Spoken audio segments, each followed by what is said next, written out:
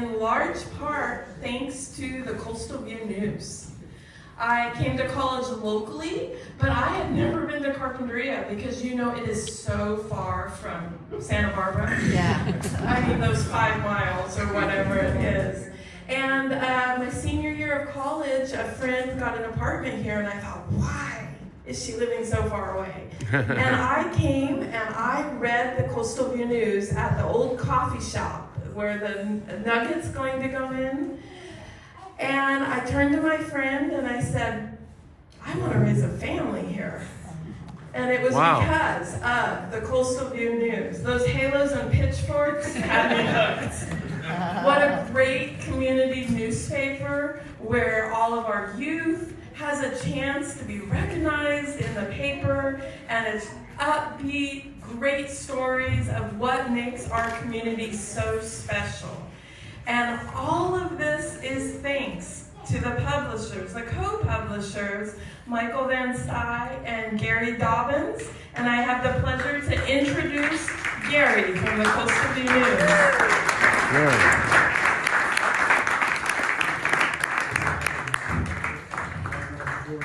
Can you hear me on this one? Yeah. I don't think I really need it, but I put it on. Well, first of all, I want to thank the Rotary. This is starting off year 2025 on a very high note. Last year, we were awarded these awards from our National Association. It's been 31 years now that Michael and I have been doing this. And I wasn't going to go much into the history because Christina said, why don't we tell about what the future's doing and what's going on? But to let Larry Nimmer shouted out a while ago, he wasn't here in the beginning. The beginning happened in Michael Van Stry's studio apartment. The paper was assembled. He used his credit card to buy our first computer. Rosemary and I put up the money to get us an LLC and to work on putting the whole company together, the structure of it. And they put in a lot of hours. We dreamed about having an office, but Michael's studio was that for a period of time. Mike, I don't know, do you remember how long you had to put up with having us in your living room? 3 or 4 months, yeah. His private life went to hell, but he had it set up. We worked in there, we put it out.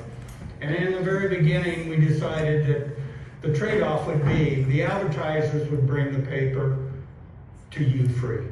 That was our main objective, is that it would be a free newspaper.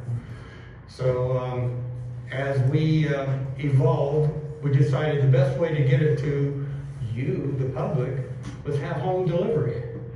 So every Thursday, not only did Mike work long hours with Rosemary and them setting up the boards, because back then we pasted and set up boards. I took most of the photography back then with film, so we had to get pictures developed. Then he'd drive his little sports car, and Rosemary would drive her van, and I had my big Buick Riviera, and we'd go through town with bags of Coastal View. And we throw them into the driveways of everybody around. The first impact in the community was, what is this? And Rosemary at that time was pretty instrumental in trying to get those to help us with getting the information. So while we utilized Michael's studio, Tina Finucci had a place called the Lone Paw. Nilo Finucci built us a little box, and that was where everybody in the community could put a little drop note to us or something they wanted us to publish. So that's a long time ago. We're working on 31 years. Wow. And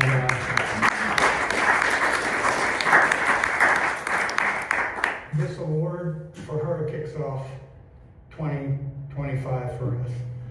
So the donation program that Michael and I decided to start when the advertisers had so much trouble, especially as the issues with COVID came about. The heartwarming donations, letters that Michael and I get will crush you if you ever got a chance to read some of them. I mean, some of the individuals will send what they can at $10. It doesn't matter.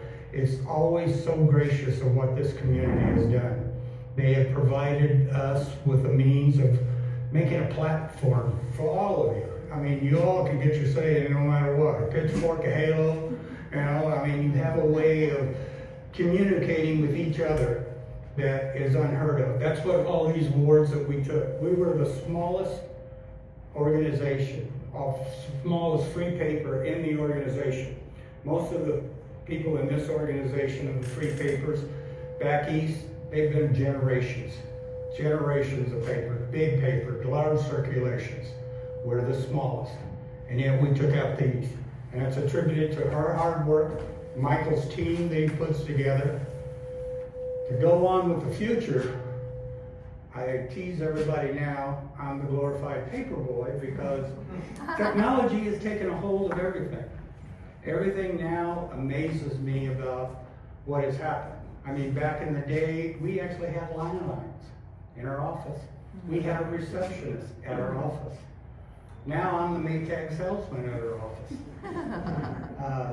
There is this technology, and I was talking with Mike about it again the other day. I'm amazed when he goes to conferences, or that she's traveling for some time to herself and she had to go visit her boyfriend back east. They put the paper together through the computer system and get it in. We have never missed a deadline. It hasn't been without challenges now. We had fires, floods, we've had the printing press go down, but Michael and I have always managed to find a way to go grab the paper and get it out on Thursday. Mainly because we didn't want to hear all of you yelling at us over the paper. Because many of you are regular at certain machines, and if it's not there, we hear about it. And now that we don't have the landlines, most of the phones are wired in either through Mike, or you can go to the communications with emails. All that is now where technology has taken us. A lot of people are doing online papers. And Michael informed me a couple of months ago that our readership online has become almost twice what the circulation is of the paper now. But you all don't want that to happen. You want the hard copies. Yeah. You want the paper in your hands. You want to get it every Thursday for whatever reason. 90% of the time, Michael and Ellen select a kid for his acclimate or some kind of reward that he has done on the front page. That draws everybody. Grandma, grandpa, parents, all of it. So what has happened is this paper, after 31 years, is recognized through the national organization as a real community newspaper, because the hard copy is important to this community. I hope eventually what has happened with the recycle of the donation program is you guys have taken over. The advertisers are not able to come back yet. They've slowly tried. They're trying to rebuild from what they went through, but your stepping up has made it possible. Printing is a big problem. Everybody knows that costs have risen with printing presses, getting the paper, that sort of thing. And that's our biggest problem right now, is making sure that we can print and have a good quality product to make sure. Because the pictures are important in our paper, because everybody likes the picture. And everybody likes reading Man on the Street. Lady on the street over there, I remember there, Robin. Robin didn't announce it. She's a lot more to us than just a photographer for her. She does a lot of hidden things behind the scene. I talk about being the Maytag salesman, but I look forward to every once in a while on a Tuesday, Evelyn will come in, be at the office. Mike tries to get in a couple of days a week. He's usually like on a Tuesday or a Thursday when we're doing it. Robin's there every Thursday, making sure that the subscriptions are out.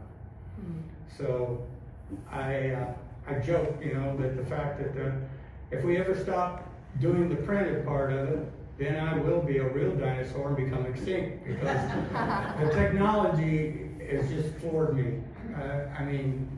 from what we began with and how we began to what it is now, I mean, they do emails, and like you said, she takes care of all of you via that way. She returns phone calls, all that. Mike has a system now where, do we still have our old 684 number, Mike, that comes through? We still have the 684. Yeah, it goes to his cell phone. It really does. So you guys wake him up once in a while, you know? Yeah, but those sort of things of what kept it a community, because everybody recognizes the fact that we're accessible. Personally, I've probably been on every board and started just about everything with Girls Inc., Boys and Girls Clubs, all of them. And it's amazing to me how this community will rally behind something. And that's what happened with the donation thing that came about. And I keep going back to that because it's amazing that the community has had a venue, a platform that they can work out their issues. Mike and I have never, well, actually I think we have editorialized twice. And that was mainly to be informative to you about what was happening. But otherwise, you know, it's up to you. All of you are welcome to write your thoughts or your letters to the editor or to submit stuff that you want to feel, and you do feel, very passionate about it. You know? We have had to have some rules on some of the submissions. I would like Evelyn also here, as soon as I get through and Jack, to give you some more insight about how the website works and everything about her time schedules and how you can submit, how many words she can take on different things that come through, your letter, how many words, all of it, how to get a story in, that type of thing. Also, you can patronize the businesses here and let them know how much you have stepped up to keep the paper and to make it work. If the advertisers know that you guys still want this free paper, because even in the very beginning, when we first started, you're a free paper, you're a throwaway. That was what we heard all along. I mean, I did the sales part in the beginning, and it was a lot of hearing negative things about a free paper. And the grocery stores and all that, oh, well, you're just a throwaway. Right now, we currently go through about 500 papers in the Albertsons grocery store. They have 2 racks inside now. We have stations over and rack system throughout, not only here, we have them in Santa Barbara, we have them at the airport. I think I still have one in Solvang and Santa Ynez too, do we still have the one in Santa Ynez? I think we do, yeah. So our distribution is influential throughout the whole county of Santa Barbara. Even when I'm attending stuff in Santa Barbara, like Roy's in operation, everybody is really familiar. They know the Coastal View. The name stands for itself. And we still hear from a lot of the old timers call them, oh, you were with the Herald. Well, sort of not. We started immediately after they left town. And what year did you start? That was 94, wasn't it, Mike? 94. So 3 weeks after they folded up operation, because at one time the Herald also did the Montecito and everything.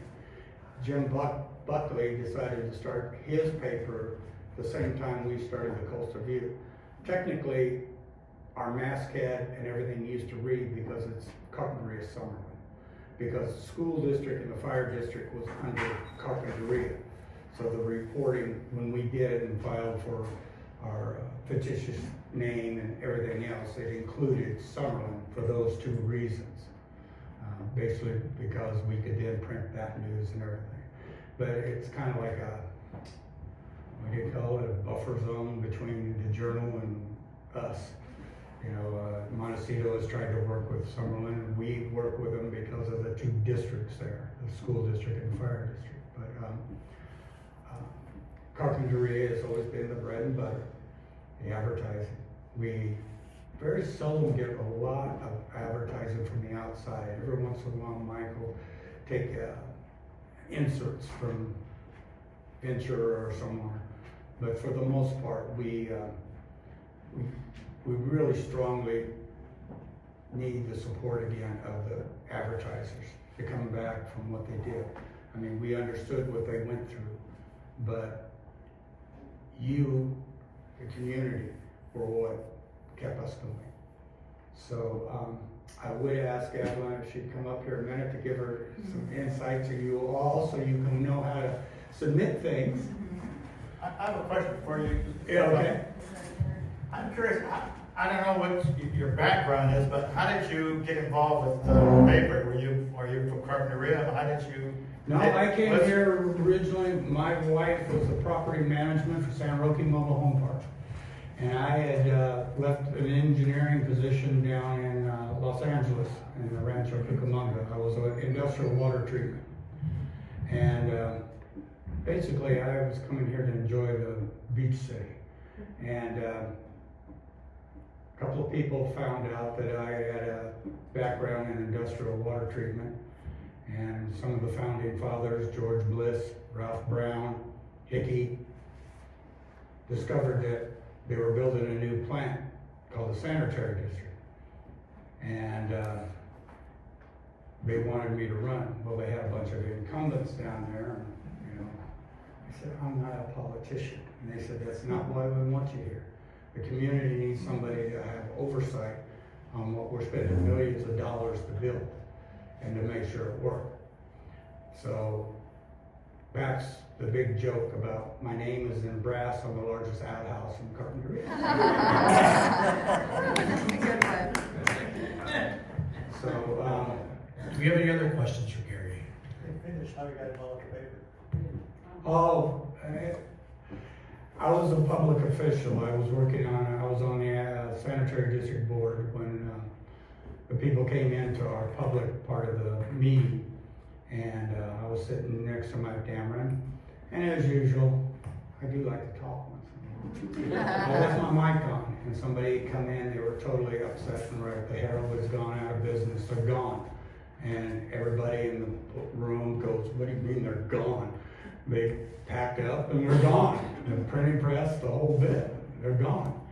And I said over the mic, well, how hard is it to run a newspaper?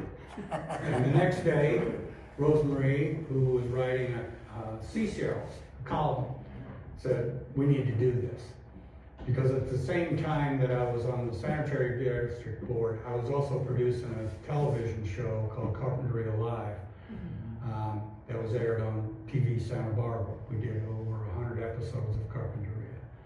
And the only person I knew was Mike that had computer abilities because he worked for the symphony at the time, correct? Is that what it was? And he was renting the studio apartment that we used at San Roque from my wife. So the three of us met, had coffee, and only a few of the old timers remember there used to be a Coco's here. Now there's a concrete slab. It's right next to the old, right next to Rizzens. But we had coffee there because that was Rosemary's favorite place to go to hang out. She was had her booth. And after we talked for about an hour or so, we said, let's go for it. But as far as my background, I was a paper boy. I am originally from the Midwest, and I had a paper route, and that was the big extent. The other part was, here was, we divided up our challenges. Mike was going to run the computers and set up what we needed to do the layout. My wife, who had passed away in 2003, was an integral part of it. And the startup in '94, she would do the boards with Michael. And Rosemary would round up the people to help us supply, just like we have Jimmy Compost here supplying us and writing for us. And at one time, John Carpinteria had a column in the paper. I think Rosemary lost him because she didn't pay him. But yeah, it was an interesting start, and Mike and I talk about this a lot of times. We never envisioned we'd be around for 31 years. But I have been blessed with what this community has shown me, what they have done over 31 years, the things they've accomplished as a community. The outside world really doesn't exist for Michael and I as far as what goes on. My involvement with anything outside of Carpinteria has to always relate to come back to here, whether it's anything. It's whether I'm supporting the Girls Inc., Boys and Girls Club, or whatever, it has to be something that is directly involved with the community. Leonard, I think you were next. Just slide it up. Yes, am I on the microphone? This ought to be good, man on the street, he'll print this. Okay, yeah, this is going directly into the commentary.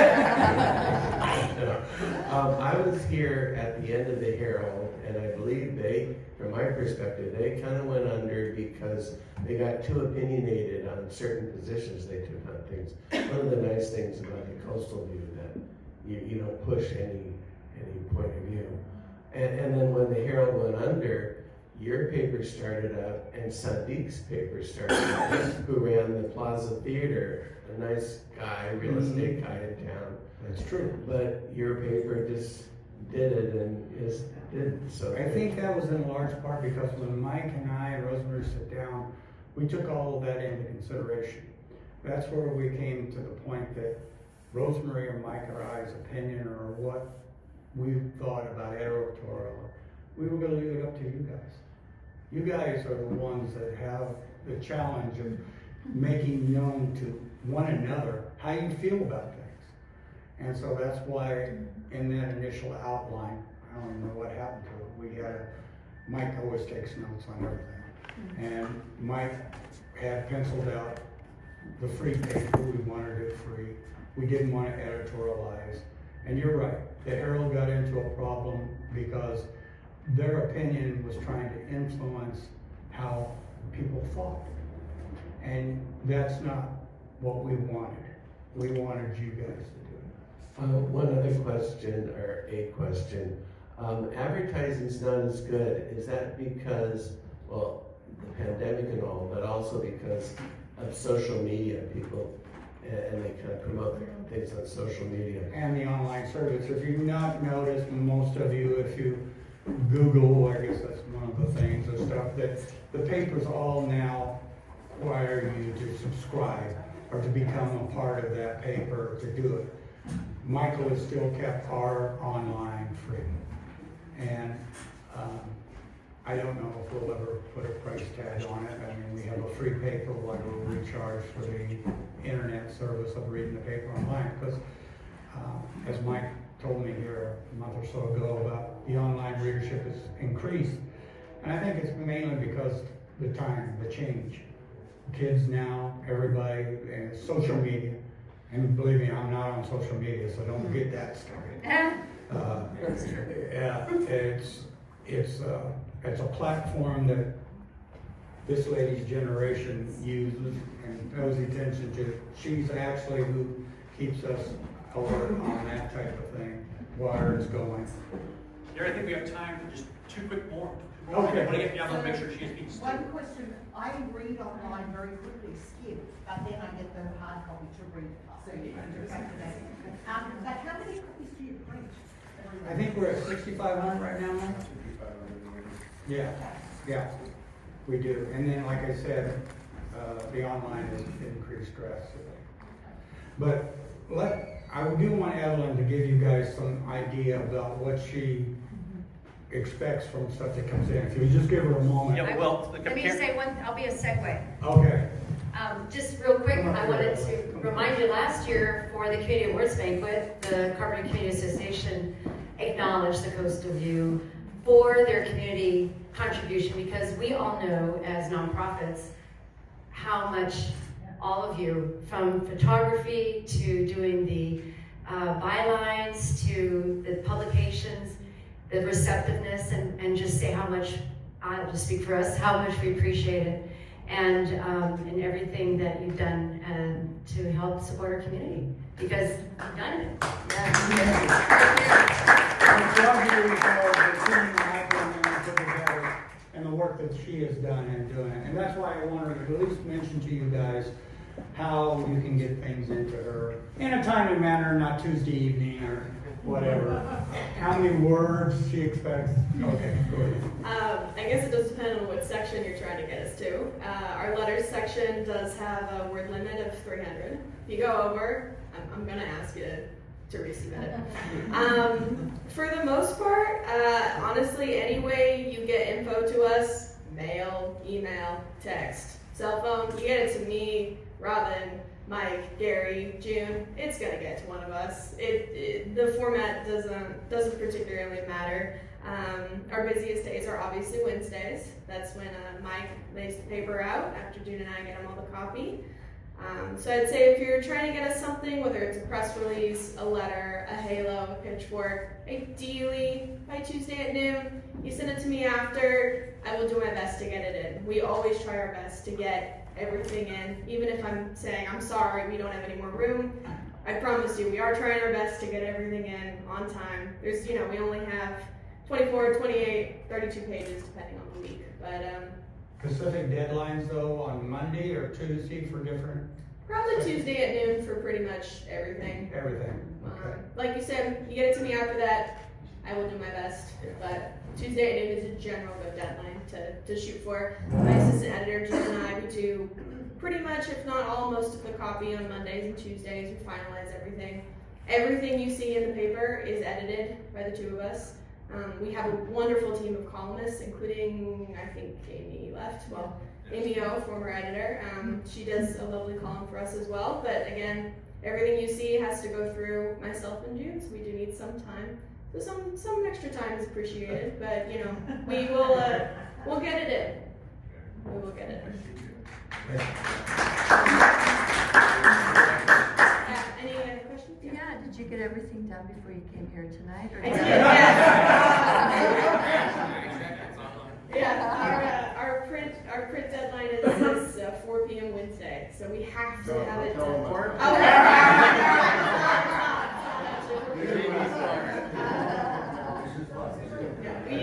We did get everything done.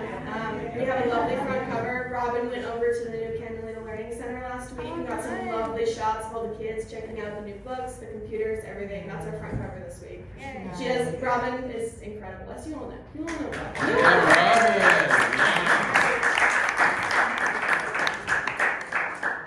Is there any other questions about Denver? Okay. In 31 years, have you guys ever had to fight to fill the pages, look for content? Have you ever run short? Well, I haven't been around for 31 years, so I can't speak to that. The big joke used to be when we first started, well, it shouldn't take more than 4 pages to fill about the rip. And we're steadily at, what, 24, Mike? Yeah. It usually depends. For the most part, no. It does get a bit slower around the holidays sometimes, obviously, because some clubs aren't meeting, kids aren't in school, but we always make it work, whether that's tossing in an extra photo story or getting some filler content from Santa Barbara, a press release I would normally stick in, but no, for the most part, no. You all are wonderful at sending in everything you want in the paper. I have a question. Yeah. I'm sorry, but do you ever get anything that's very offensive that you just don't want to print? Is that right? I alluded to that. There is some, we have some rules on saying that. Yes. Yes, we do, and we have our guidelines, particularly for our letter section, our halo section. Anything that is offensive will not make it through. So we do have some level of screening. You get that very often? No, not too often. Carpinteria is a very kind place, so I will say no, not very often.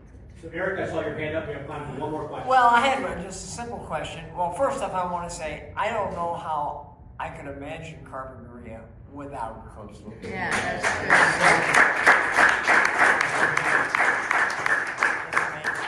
Oh, my question is so simple. Where does the printing actually get done? Where do you get it printed?